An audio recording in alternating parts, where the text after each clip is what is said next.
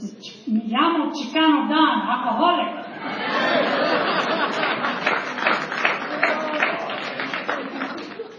Are there any Latinos in the house?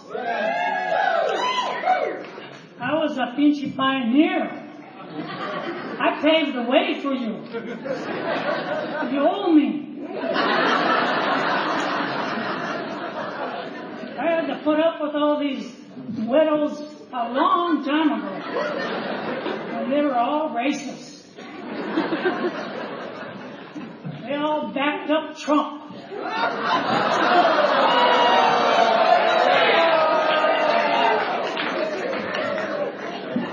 No resentment.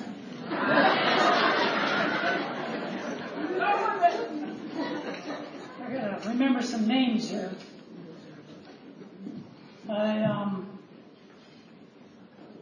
You guys recovering from the election? Yeah? I'm happy about it. We've had a bunch of white guys for president. We just had a black guy for president, and he was good. Now we have an orange guy. So what's left? A Latino.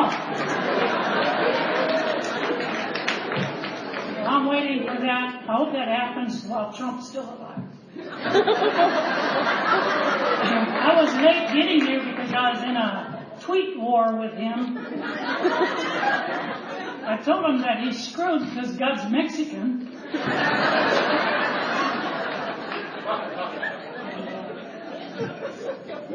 I told him that we didn't cross the border, you guys moved it.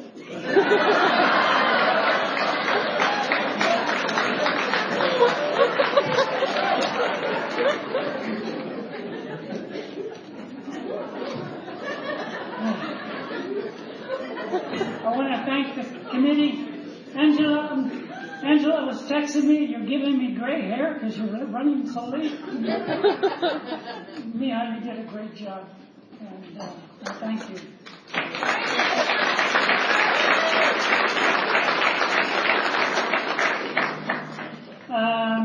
About a year or two ago, in one of the conferences in Boise, I asked Jake and John and Amy to come and speak. And they brought the house down. They represented. You remember that, Stephanie? They represented. Sanjay, you remember. John had everybody crying. Jake had everybody afraid.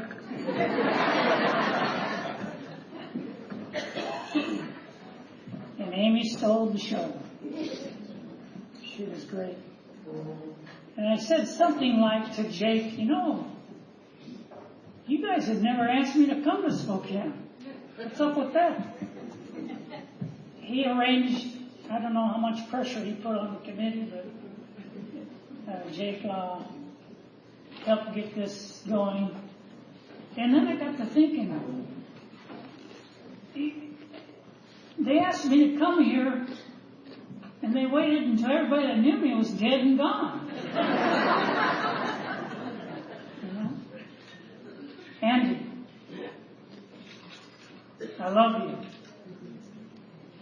Andy was a stubborn old New Yorker that I used to go to meetings with, and he would say, hey, your people are good people.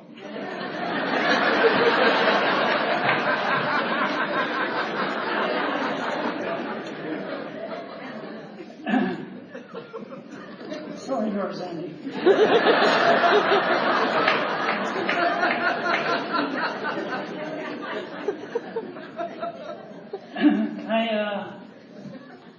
Many years ago, Pork Chop, some of you remember him, was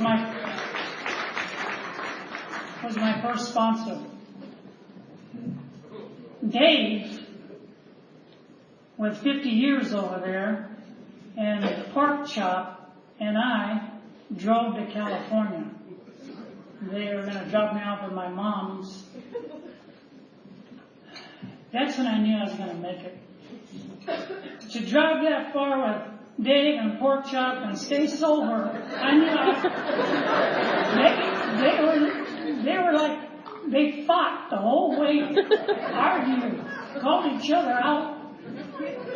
Man, I was never so glad to get to my mom's house. I didn't even know Dave was still alive until last night. And I was convinced somebody had shot him by now. If you knew him back then, you'd know what I mean.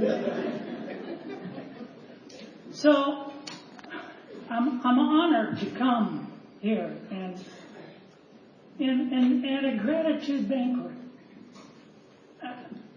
Your fellowship, you saved my life.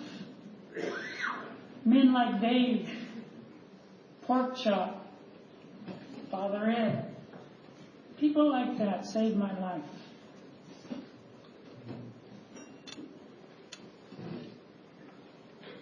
So what it was like. I was a kid growing up in California. My mom was Mexicano and my dad was white. And I was growing up in what we call the barrio. And I was a little more lighter than my cousins. So right away I felt different. And I was a flaco.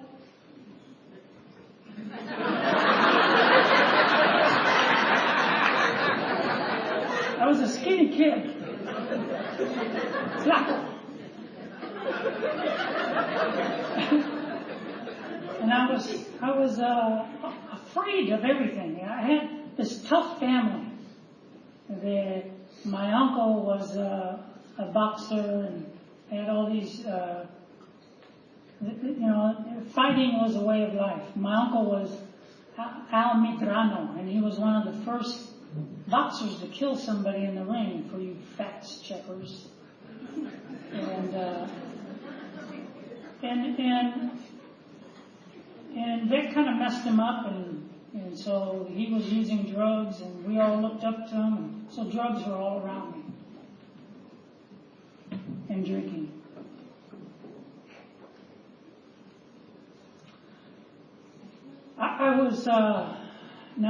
I mentioned drugs for two reasons. I like to make the old timers nervous.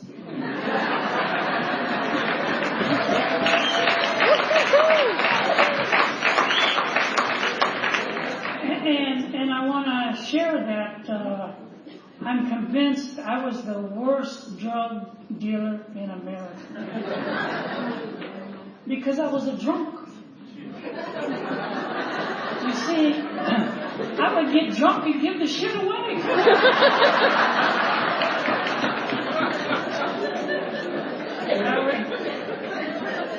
I would have to, I would owe money and, they would come looking for me and they'd want to throw chingazos.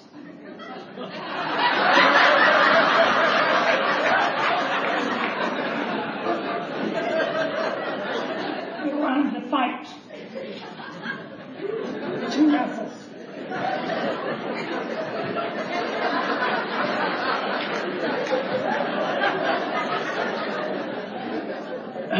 She's going to be one of the sign people that knows Spanglish by the time I'm done.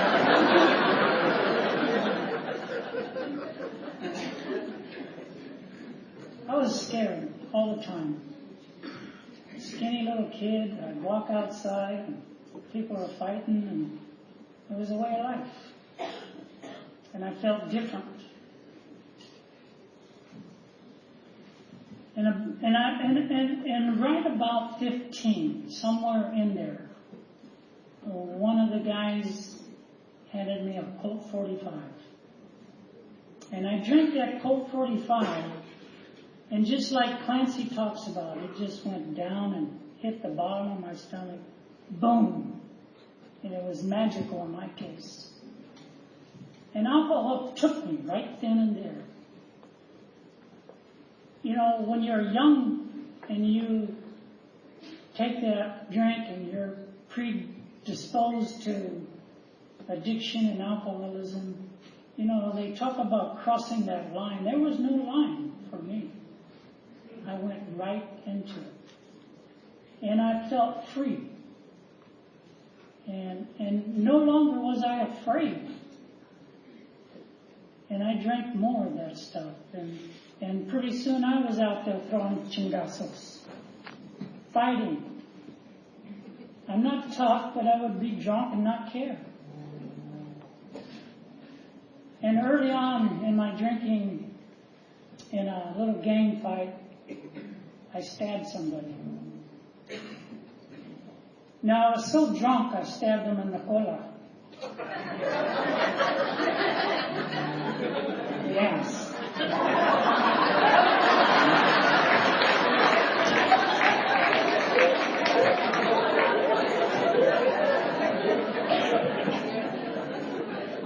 But because it was a violent crime, they still, back then even, I'm pushing 70, so we're talking a long time ago. Back then, they locked you up. So I got locked up in what they called CYA, California Youth Authority. Sometimes we call that gladiator school. And I'm locked up there, and nobody's talking to me about maybe you have a drinking problem, like Jake mentioned. They're talking to me like I got social problems.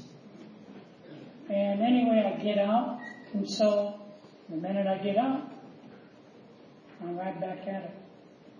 And I kept getting in trouble, and I kept getting in trouble. And I had this typical Latino mom. She was Mexicana to the bone. You know, the kind that sticks by you no matter what. And I kept breaking her heart over and over.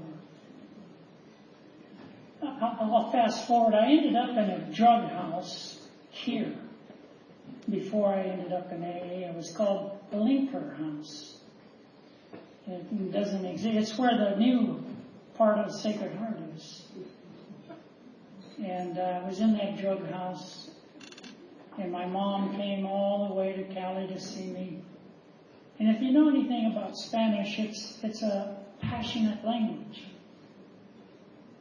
And I understood enough to what she was telling me.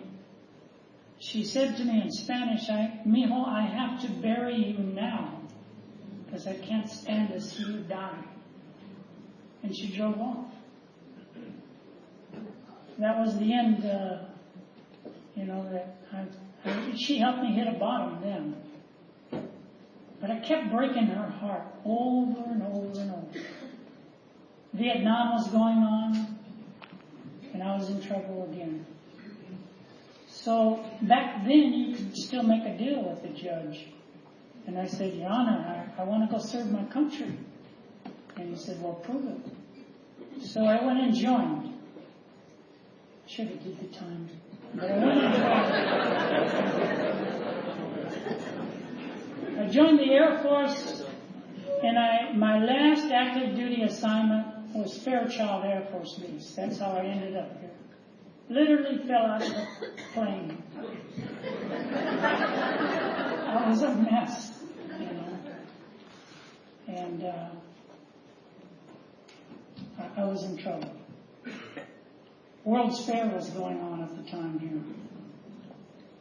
74, 75. And I had never been around people like you.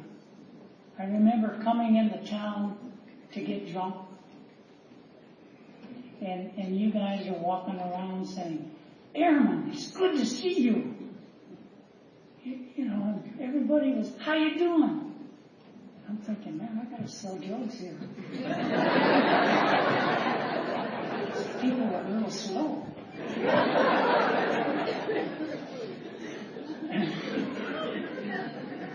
One time on the way back to base drunk, I got pulled over and arrested for drunk driving.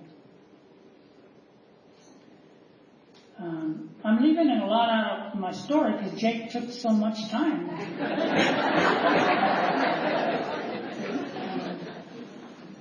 And I think the Al-Anon speaker went overtime too.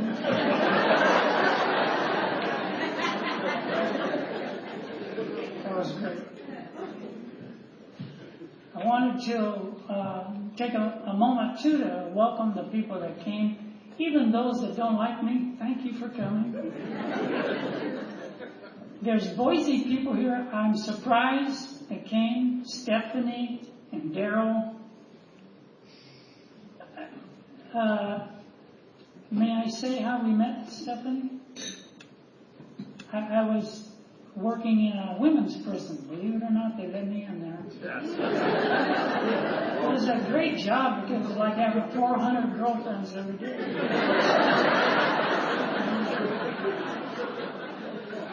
Stephanie was one of them. And I just told her about AA. And she started going. I also ended up opening up my own clinic. Stephanie had some time by then. I hired her to help open up the clinic. Clinic's still going strong. It's called Raise the Bottom. I got that name from AA. Stephanie still works there. And she's here with Daryl. And Daryl's her...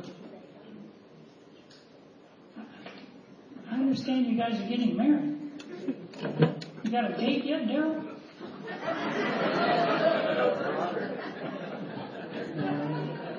No pressure.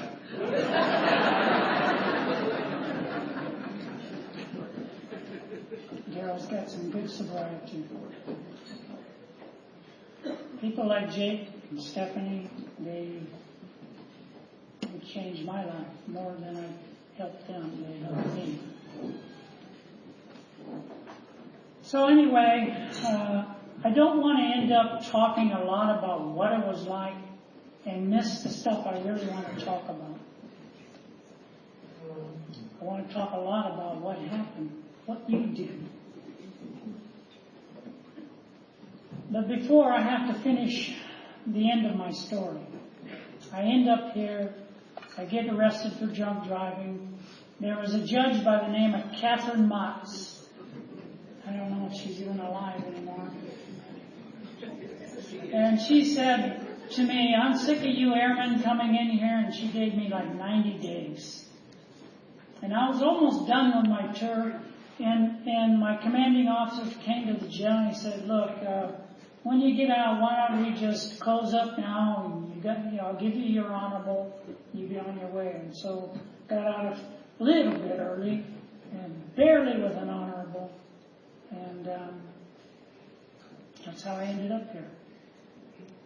Again, I'm leaving out a lot so that I can talk about things I really want to talk about. But about then, there was music. I was out of the Air Force. I could drink and get loaded and do whatever I want. And I was drinking Mad Dog by then. Mad Dog 2020. It really turns you into a mad dog. And I heard one of your hippie songs, blow up the TV and move to the country kind of song. And so I moved way out into Deer Park area. And I was living out in the woods. I found this little shack so that I could just stay drunk and stay loaded all the time. And I would go, when I'd sober up long enough, I would go back to the store and buy 5 more bottles of Mad Dog, come back, drink, and pass out, and do drugs on top of it. And in the summer, it was a dirt driveway, and there was a ranch next to this little shack, and I would lay down in the dirt driveway, and I would lay down because it was hot and the driveway was nice and cool, and I'd pass out. And one day this girl reached over the fence and she said, hey, you okay? And you know how us drunks are. I come to and, yeah, you got a cigarette? No. And Dana was her name, and Dana just took an interest in me. I'm not real sure why, but she'd even bring me food occasionally. And one time she asked me, why do you drink like that? Because I'd asked her to take me to the store. And she said, why do you drink like that? And I didn't have an answer. I didn't know how to answer. I just did. I was a drunk from the gate. And it just, like we talk about the progressiveness, it just got worse and worse at a very young age. And one time I asked Dana if she'd take me to Spokane. I was still selling a little pot here and there. I would, old school, I would dust it with homemade PCP and bring it to Spokane. And you guys weren't the brightest. I said, hey man, you want to buy some, California Rainbow, man? No such thing. Oh man, this was grown on the Yaqui Indian Reservation. You bought it. So, she had a hippie bus, Volkswagen bus. And I'd never even been in one. I mean, when we were old school lowriders, this is before hydraulics. We bounced. And, we would go buy some mota, pot.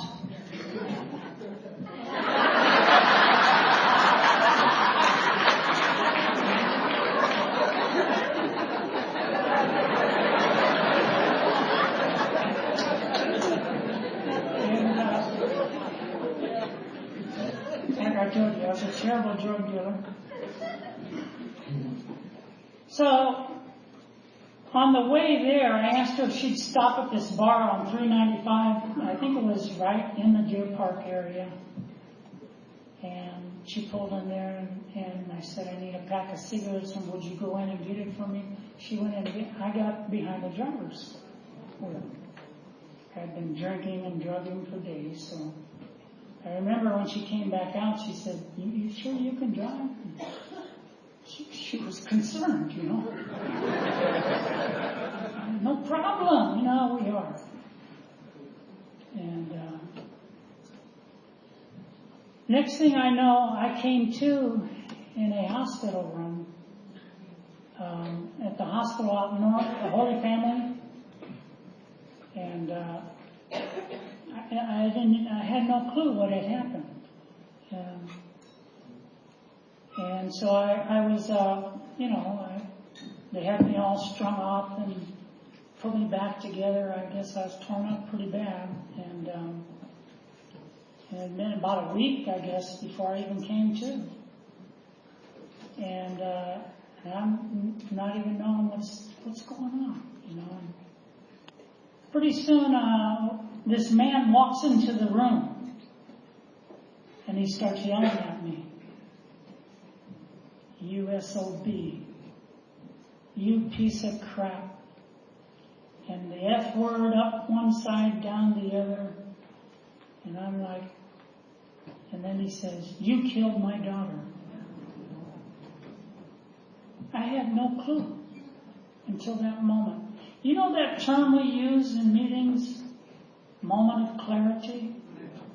I believe I had one that day before I ever ended up here. This man was telling me that I was responsible for taking the life of one of the sweetest, kindest people to me. I couldn't take it. The nurses come running in there and chasing him out, and as they're doing that, I'm pulling the IVs out of my arm, and I went insane. I believe I went insane because I could not handle what this man had just told me I had done. I went nuts to the point that they put me in a straitjacket and they took me to Sacred Heart Hospital and admitted me into what was called 8 North.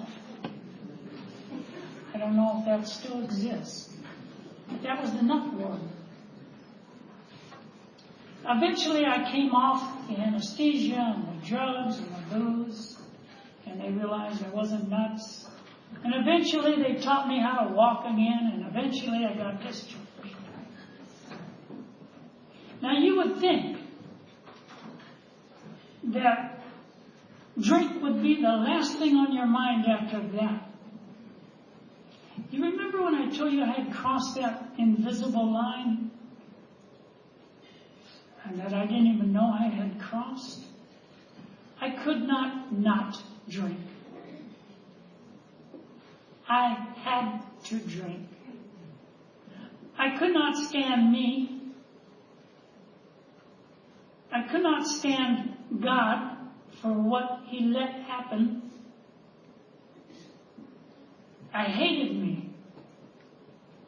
And drink was the solution. I had never drank vodka in my life. And I started drinking bottle after bottle of vodka. I heard a lot of your drunkalogs over the years. And I still haven't heard too many stories that talk about the kind of drinking I was doing then. I was trying to kill myself through booze because I didn't have enough guts to take myself out. They finally arrested me and charged me with homicide in the newspapers. And I remember when they locked me up, I said, I don't want to ever get out of here. Don't ever let me out. I could not believe what I had done to a beautiful person. And I did not ever want to be released. I hated me. There used to be a guy, he's dead and gone in this area, and maybe Dave, some of the others might remember him. And I know Jake, I knew Mary Jane. This guy's name was Walt, and it's okay for me to say his last name now, Walt Brooks. Walt helped a lot of drunks. And he was working out at a treatment center with Mary Jane and another guy by the name of Ken Lee. And somehow they saw my story in the paper and this guy's a drunk, we need to get him into EWAC, I think is called. And that was a long term. You had to be there no less than a year. They talked to me and they said, we think you're a drunk, we think we can help you. We're going to put you in this program and you have to stay there a year. And I said, you can get me out of here? And I thought, well, maybe the food's better. And Superior Court Judge George T. Shields was the judge handling my case. And they somehow convinced him that let's help this. And he said, okay, I'm already doing time. He says, you go ahead and take him to your program, but when he's done, that year is up. I want him back in my court, and we'll decide how much time he needs to finish. So now I'm in this program, and there's these people helping me. And of course, they took you to the meetings. And that's where I was introduced to you weirdos.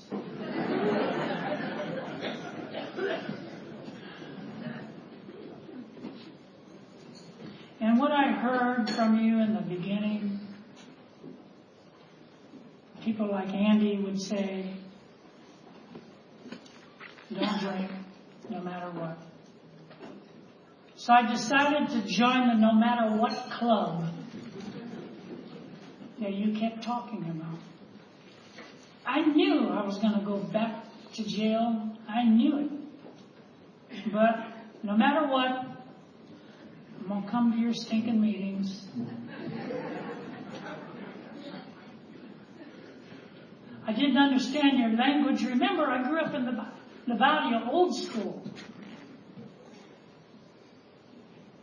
And people like John were saying, we admitted we were powerless over alcohol and that our lives were unmanageable. And I would think, what the hell does that mean?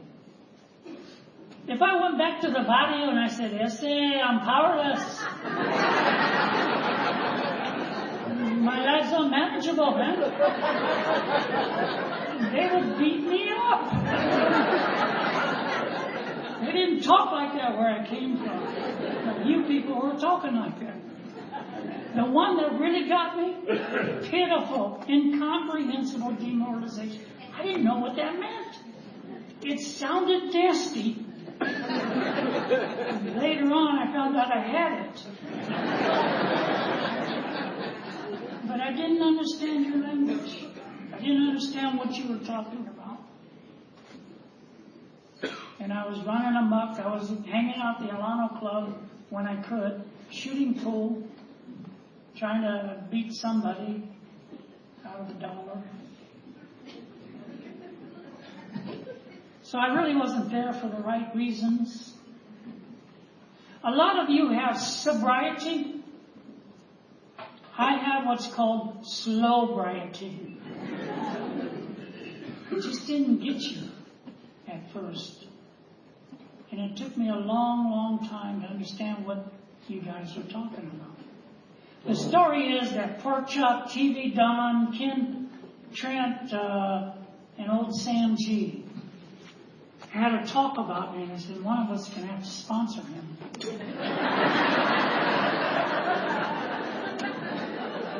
The story is that Pork Chop got the short straw.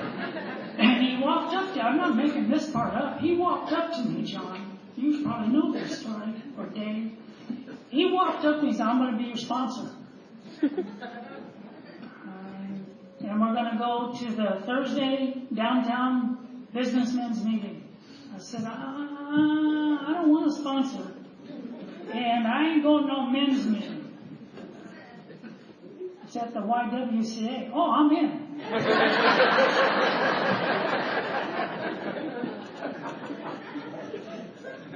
Of course, they took me through the back way.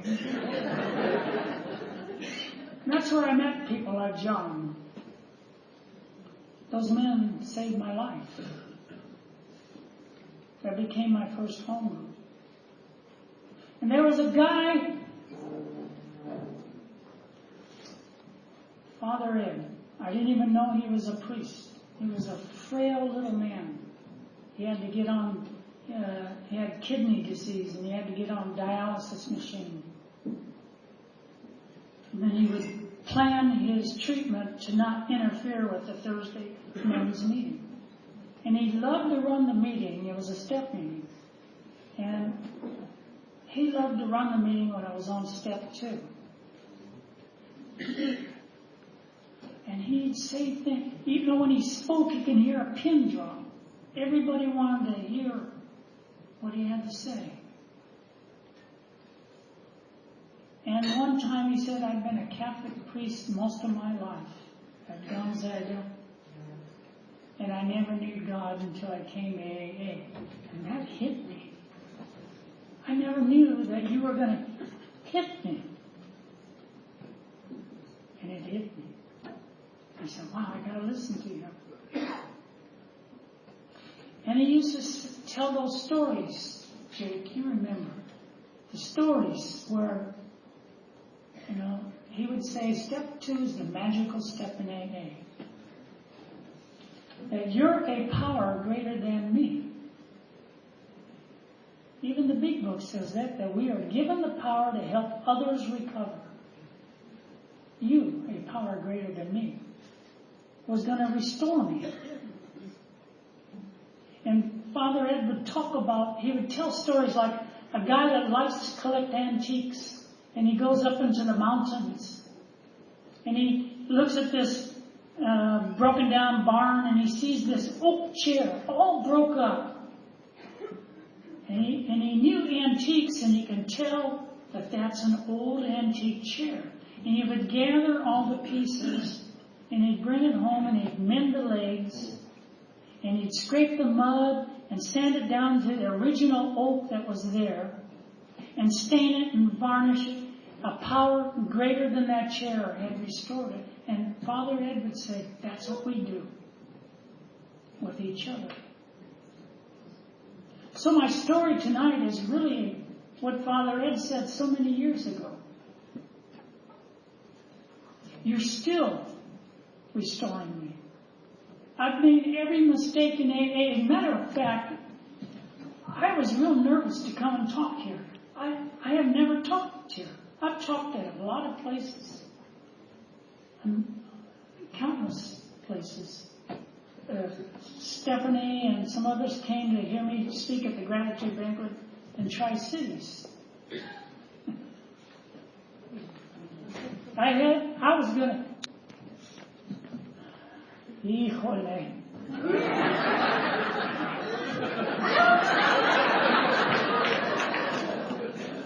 Chingo. I can't say that.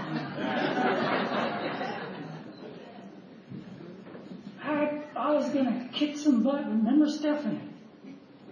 And it was raining, and I had my dark blue suit on. I was not a hair out of place. And I was sharp. And I was going to give a sharp message. And it was a big crowd. And I better go outside and pray real quick. So I go outside, and I'm wearing glasses then.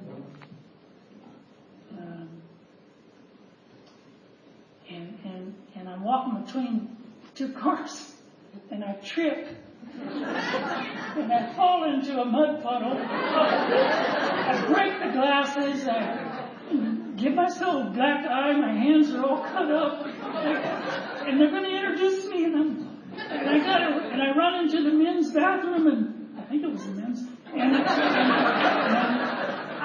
I put my hand on the water that's already running, this scalding hot water, and I'm all messed up. God made me right size. Real quick. But I was nervous to come here for a couple of reasons. This is where it started. I owe my life to your fellowship. I've been all over. I've been with a blessed life. Hundreds of fellowships. You go to Maui, Kihei side, they know Chicano Don and they know you, because I talk about you. You go to parts of California and they know you, because I talk about you. You go to Boise, these Boise people are sick of me talking about you.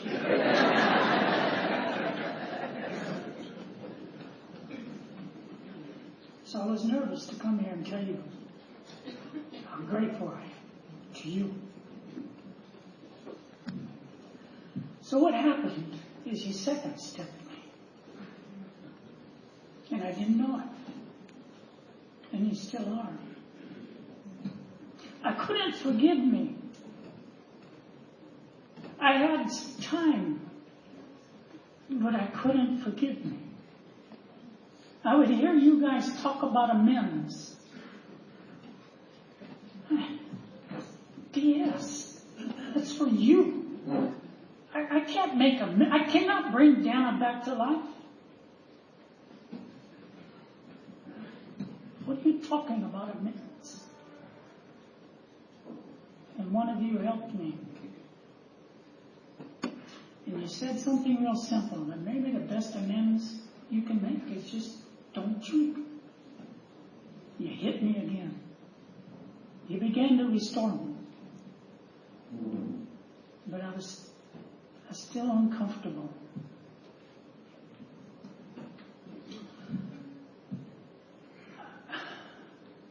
I regret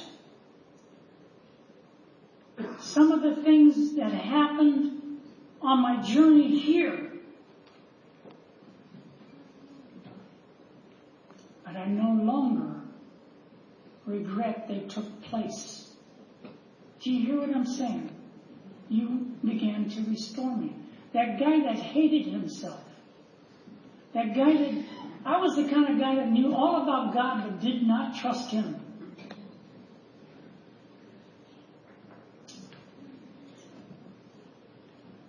There was a piece of me that still was uncomfortable. And you began to show me how to not regret the past. In fact, you taught me. People like John taught me that you have to find your future in the past. I didn't know that. That's what we do here. We talk about the past. And we find a future in it. I didn't know He was doing that to me. Like I said, I've made every mistake in AA you can make, but you know the one I have not made? I don't get away from you. No matter what. I joined that no matter what club, and I have not left it. No matter what, no matter where I find you, I go to a meeting. Now I love to go to meetings that don't know me just so I can irritate a new group.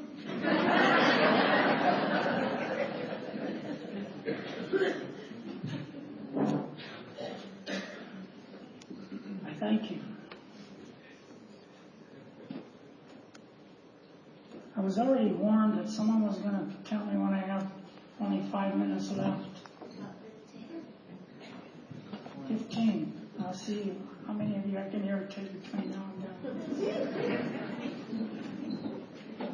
You began to restore me. I remember some of the things the guys would say to me that helped me.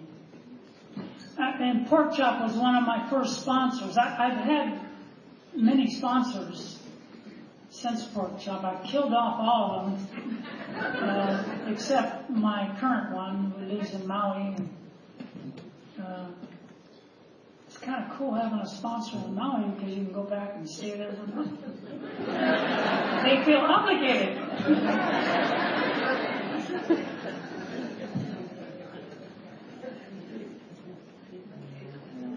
You see, recovery was more than just not drinking.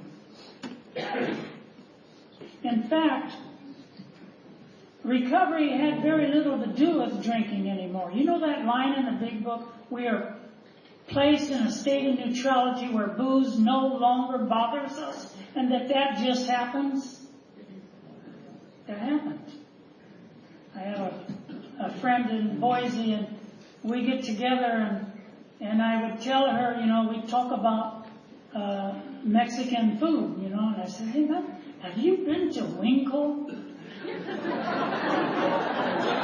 They got a whole aisle of Mexicano products. I could be there for a half hour just reading where the tortillas were made. She goes, no, I don't go there. And I said, ¿por qué? She says, because all the wine is in the same aisle. I have been going down that aisle forever, and the wine never called me. I had been placed in a state of neutrality, and I didn't even know it. Booze was no longer calling me. I was becoming free. So I had more problems in recovery, and you guys would tell me it's not so much about not drinking anymore. It's about living differently. I would get in a relationship and get out of a relationship. I remember calling Pork Chop once. I said, that girl I'm with? I don't think I love her. And I was surprised what he said to me. He had a way of hitting me. I'm talking about in the early days when he was full of life. And he said, you don't. You don't know how to love. We're going to show you how by doing loving things. I didn't know he was sucking me into service.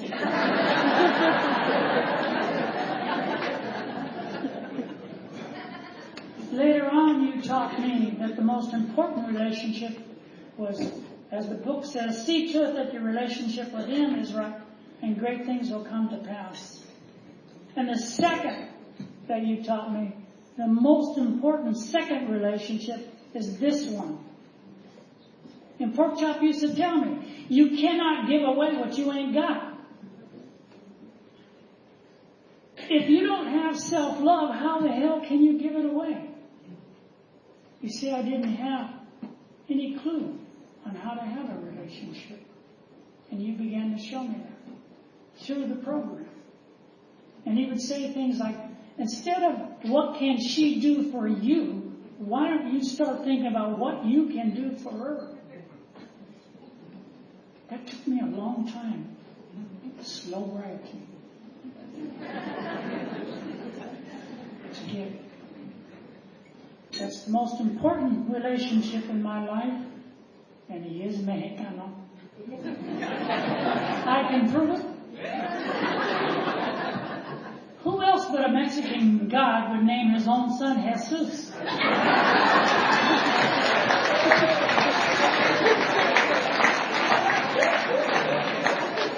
Trump, your ass is in trouble.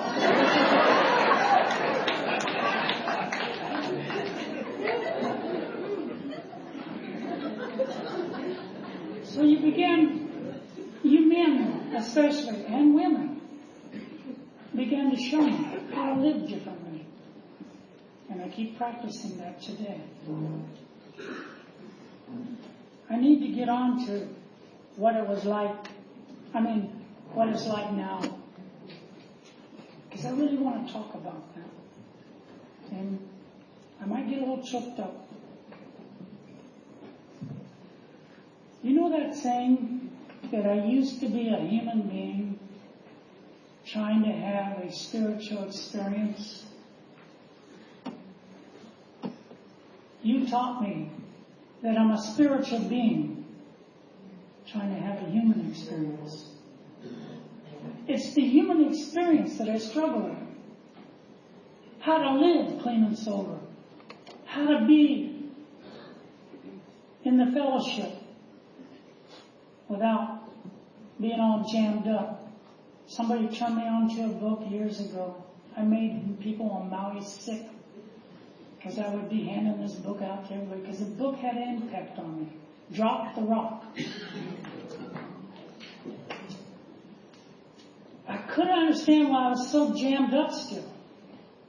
I had years and I was still jammed up. And I said to my Maui sponsor, maybe I need to do another fourth. He said, no, why don't you look at 6 and 7? I'm one of those drunks that believes the longer we're around here, the more 6 and 7 is going to knock on your door. And what I love is the more it's the program that just keeps on giving. So I get to work on defects of character that are still hanging out. Everything I ever let go of has claw marks.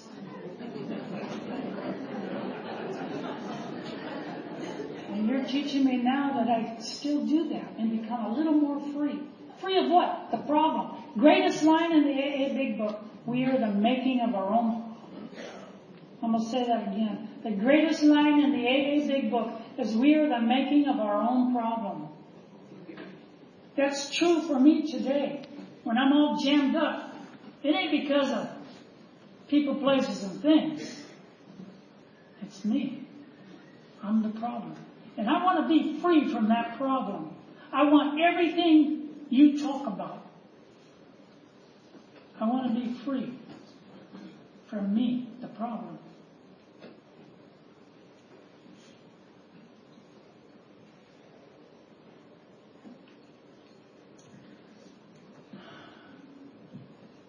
Remember my mom?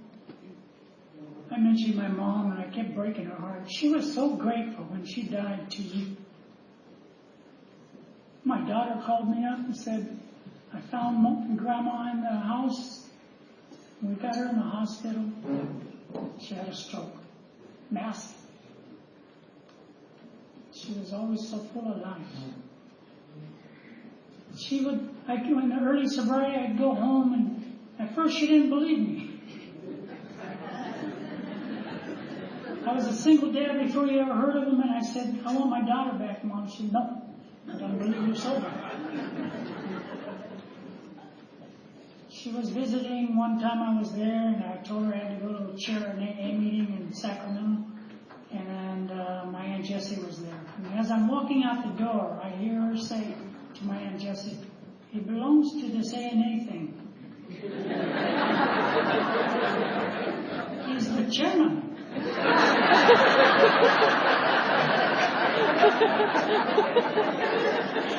And my Aunt Jessie said, what? I said, Aunt Jessie, they're international.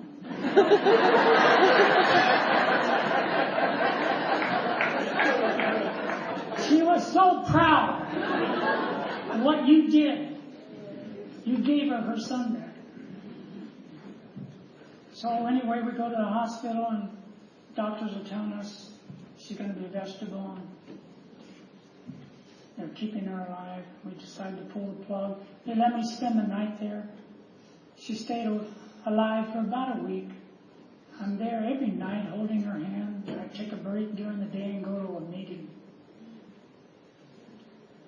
And you can tell when they're going to die because they're having a harder time to breathe. And I'm holding her hand, and one of you told me to hang on. So I leaned over and I said, Mom, I'm okay. And 5 minutes later, she dies. Now, this is a gift you gave me that I didn't know you was going to give me. Because what came to me, and I don't know why and how it came to me, but it came to me, and it has to be because of AA. This is what happened. I thought the moment she took her last breath, she was there when I took my first breath. And I was there when she took her last. Complete circle. Had I been drunk, I would have never had that privilege. You gave me.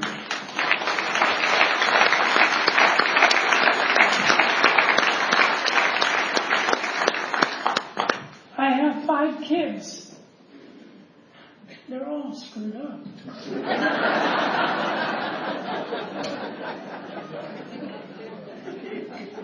It's not my fault, they're moms.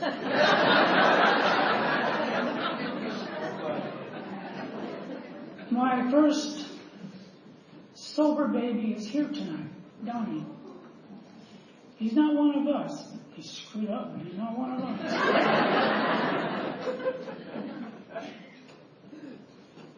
What are you now, 35, 36, somewhere in there? I'm getting old now. He's a single dad. I found out that there's some people here that know him. That he owns and runs Valley Bowl. Donnie changed my life. We're close. I would have never... You taught me how to be a dad to him. I'm so close with him. It means the world to me. And I would not have experienced that had it not been for you. And there's somebody else here. My granddaughter. She's been raising Donnie.